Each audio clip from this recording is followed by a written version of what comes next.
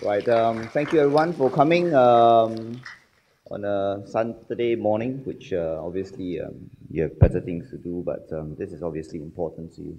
I want to thank Dr. Asim for paving the way, talking about what gastric cancer is, how to detect it. I think what he said to you is probably more important than what I have to say today, because what he said to you basically requires an active part on your active participation on your part, because if you feel certain symptoms, you need to present yourself to the doctor.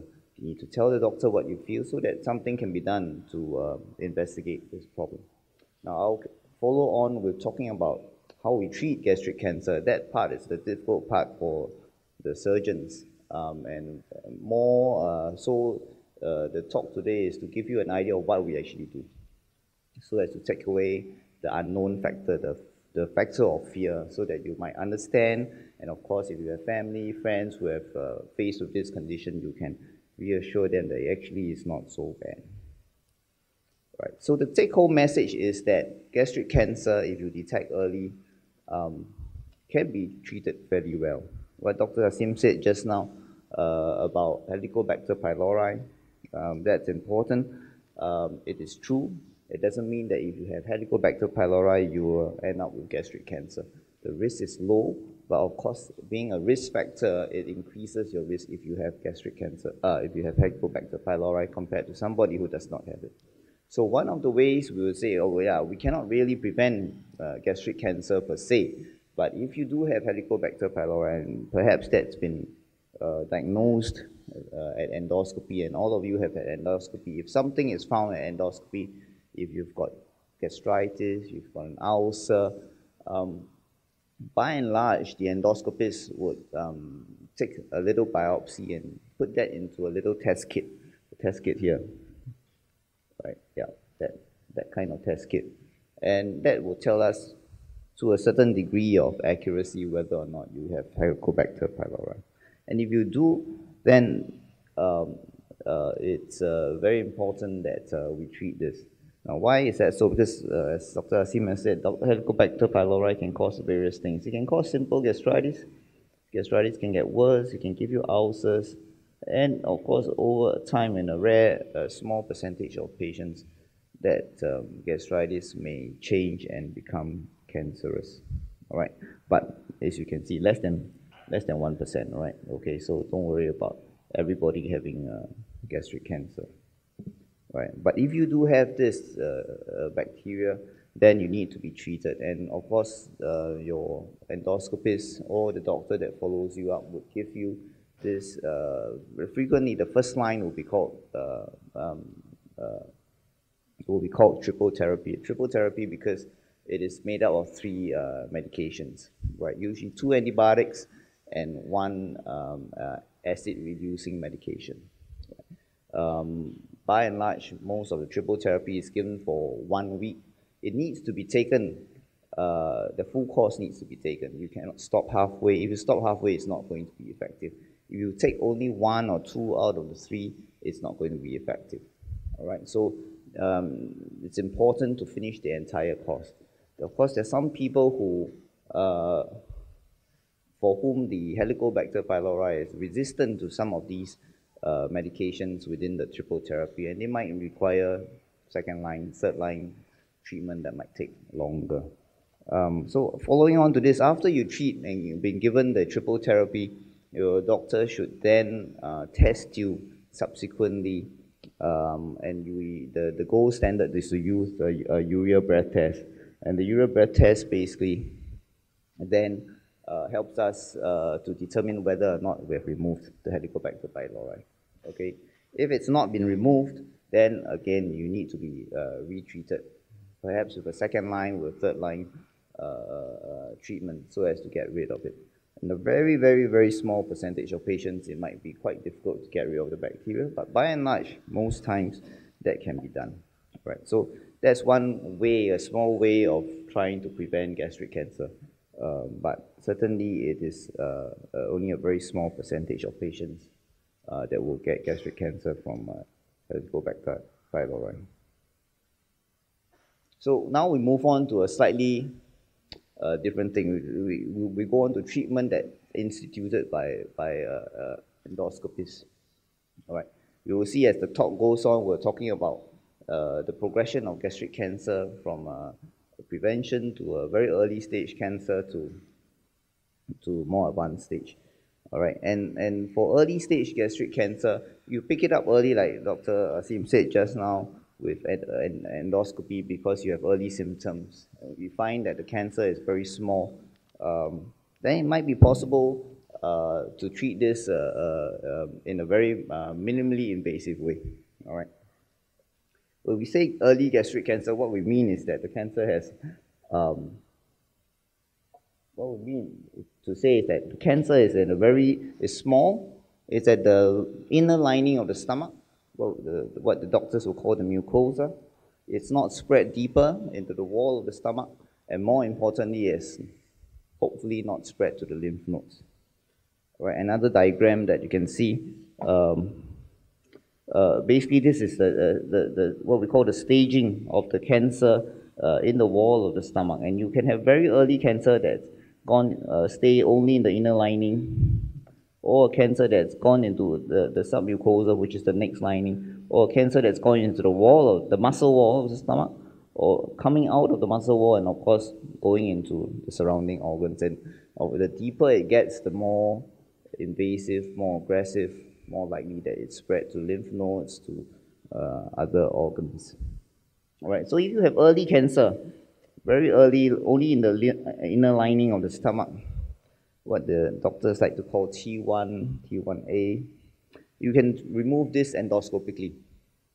All right, and it's the same scope that Dr. Asim talked about, slightly thicker. You wouldn't feel the difference. Most times this will be done with you under sedation. You'll be sleeping unaware. All right, so really nothing much to be worried about.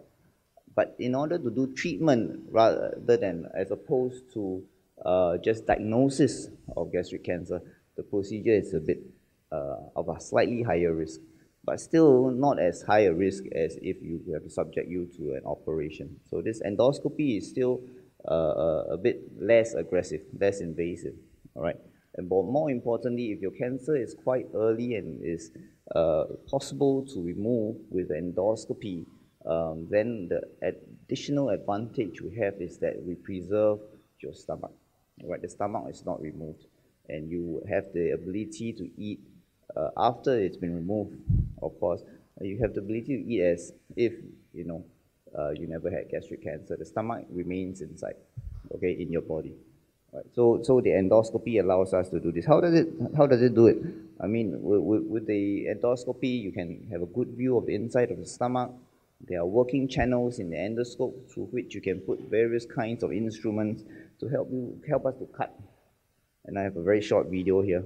So we talked about early cancers being early cancers must be have not spread to the lymph nodes. Through this, you don't need an operation. You preserve the function of the stomach. See, the endoscopist is marking out where the cancer is. It's injected some special solution, a bit of saline, to lift the cancer up.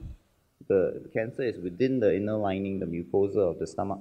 It's lifted up, and when we lift it up with the saline away from the wall of the stomach, the muscle wall of the stomach, you can actually cut it out with some electrical tools, instruments. And as they cut, you can see that this entire piece of mucosa that's being cut out is separated away from the wall, the muscle wall, which is underneath. Right, the pointer is not very strong, so it's a bit difficult to see. Right, it's injecting a bit more of fluid, and then lifting the cancer up, and as they cut away, this blue fluid tells us where the muscle is. It's injecting a little bit more and cutting, and then you can see the cancer is there, right? And eventually, over time, you'll be able to cut the whole thing out. Right, all the sparking is using electric current to cut through, and eventually the last strand that's cut through, and then you have a hole in the stomach like that. All right, and obviously they can take this whole piece out through the mouth and then pin it down and send it for testing to make sure that cancer has been completely removed.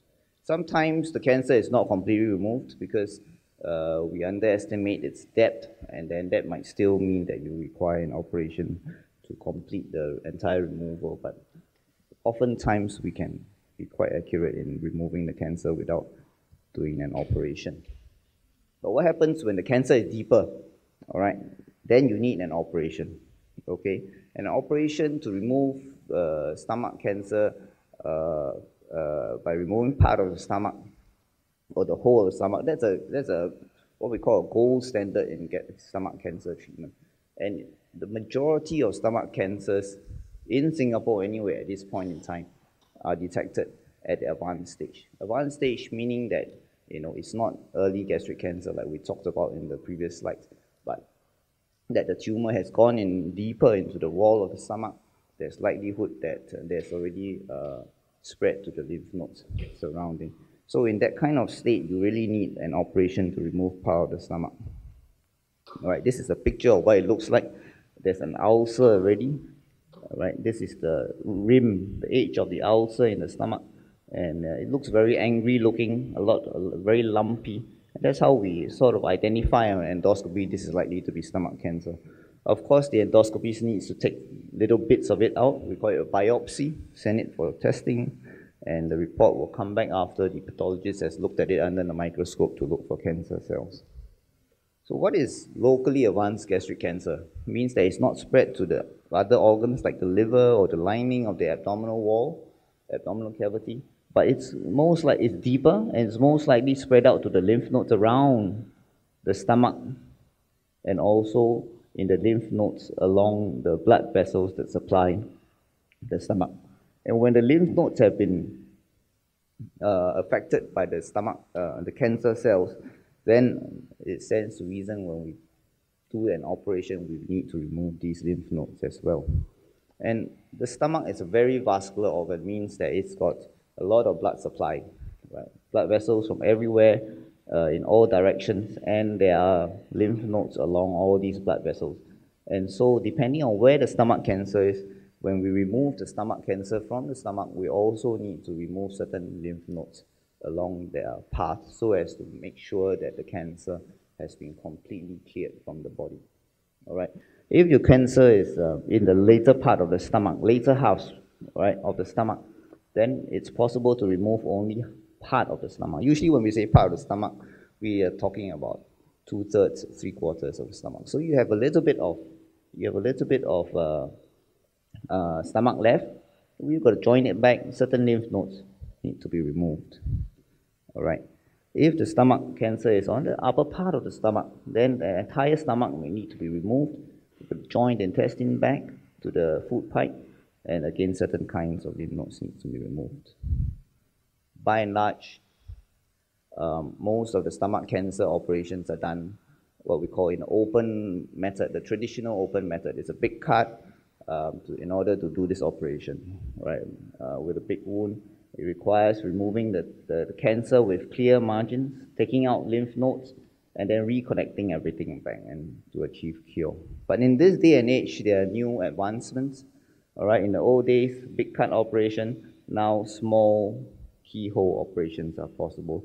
You can do that through fine instruments, a camera. The team looks at a TV screen to do that operation. All right, and like I said, it's keyhole, the smaller wounds. It allows less pain, faster recovery. We won't run through the video for the sake of time. And we can even do this operation robot assisted.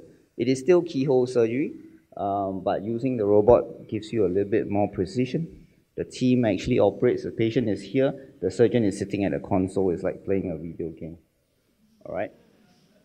Whether you do open, whether you do keyhole, whether you do it robot, the end result is the same. It's the same operation. It's just a different approach. It's whether the surgeon chooses to cycle to work or drive to work or take the MRT, right? But you still get to work. At the end of the day, the operation is the same. You need to discuss with the surgeon what are the pros and cons, what he's comfortable to do, and how he wants to approach it. It doesn't mean that robot is better than keyhole is better than open, right? There are pros and cons in each step. And I think a discussion with the surgeon is important. All right, after the surgery, stomach very small or no stomach, still able to eat. Okay, don't worry about that. The meals are smaller, and in order to eat enough, you need to eat more frequently. You need to be able to you be able to get better appetite, eat better, usually about 6 months to 9 months down the road. Okay, and very briefly about after surgery, what to do. A lot of patients will have fairly high late stage cancers. There's usually a need or recommendation to have some chemotherapy, and chemotherapy basically can be injectable, oral tablets, combination, or one or oral, and that is a discussion between your chemotherapy doctor as well as what you want to achieve and how late stage the cancer is. All right. So we'll skip this very briefly. Sometimes chemotherapy can be given before surgery to reduce the size of the cancer before we do the operation. All right. Frequently with chemotherapy, you can get some tiredness, loss of appetite, weakness, some diarrhea, but usually it's fairly well tolerated. And my advice would be that if you have a need for chemotherapy, don't be worried, don't be frightened, don't say no chemotherapy, because it does improve the survival, reduce the risk of recurrence of cancer after surgery. All right, take the advice of your doctor rather than say no chemotherapy, because frequently with late stage cancers, they tend to come back, and that's not a good thing. Sometimes the cancer is beyond the ability of the surgeon to resect. That means it's spread to the liver, it's spread to the lining of the abdominal cavity. You can't operate on it. We're not curing the cancer anymore, we're controlling, and at times you will find that the cancer might cause problems like blockage or bleeding, and certain things can be done. We can put stents. This will show you a better. Basically, under X-ray guidance, we can put stents in to open up blockages so that the food can continue. So we're at the end. All right. This basically shows you the earlier you diagnose the stomach cancer and treat it, the better the survival. Right. If you have got cancer that's a late stage, then your chance of surviving 5 years after treatment is very low. All right. But if you have cancer that's diagnosed stage 1, stage 2, that's very good. And so take-home message, again, back to you, active participation on your part is anybody with symptoms, upper abdominal symptoms, doesn't seem to go away with simple treatment, please come and see a specialist, do an endoscopy, have a check. And that's the only way that we can pick up whether or not you have gastric cancer. All right, so my last slide here, varying treatments depending on a different stage of the cancer. The earlier we treat you, the better. All right. With this, I thank you.